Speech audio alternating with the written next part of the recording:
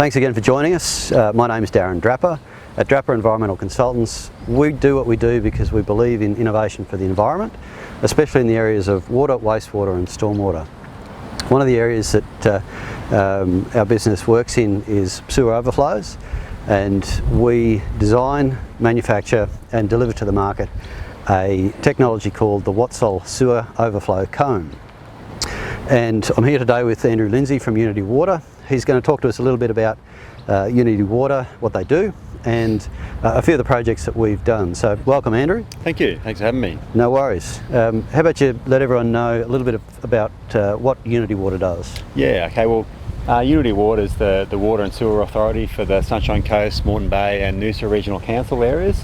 So we've got quite a big patch and a lot of water and sewer infrastructure that we look after. So we basically buy the water off the bulk supplier, SEQ Water, and then manage the transmission network and then supply it to our customers, and then manage all the wastewater as well. And we also manage the sewage treatment plants and the ocean outfalls. Okay, and so in terms of sewer overflows, is that something that is an issue for Unitywater as well as every other water authority? Yeah, it's a pretty typical part of any sewer network. So no sewage system can be designed for any weather eventuality. So basically, we do get a lot of stormwater infiltration into our sewer networks. Yep. That's just an unavoidable fact of life. So we need to manage that. So in times of high rainfall, the sewer network will surcharge its capacity, and so that surcharge needs to have somewhere to go in a controlled way, rather than popping manholes in lids or coming up through people's through their bathroom drains, backyards, exactly. Yeah. So that's the intent of a sewer overflow, is to provide a controlled, dedicated release point that we know where it's going to happen, when, and we can go and manage it accordingly. Okay, and so a typical installation would have a standard flat screen across it. That's correct, yeah.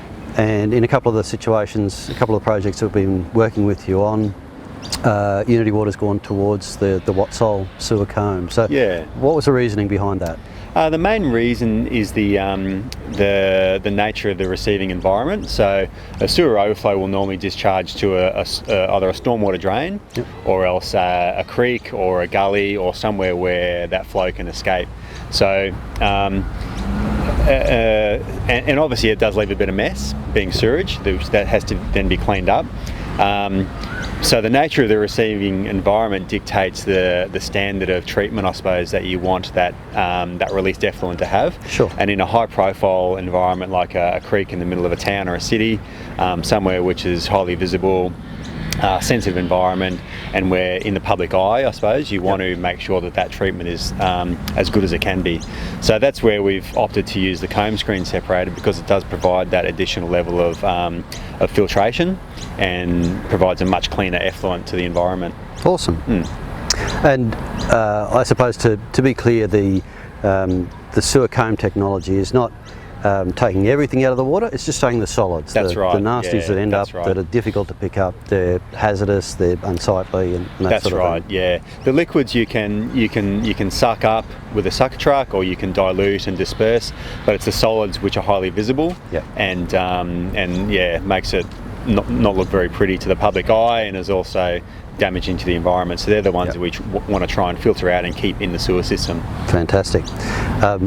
For those of you that are watching the video, we do have the animation of the technology on our website, and there'll be a link at the end of the video that you can click on that'll take you to our YouTube channel, which also has the animation there.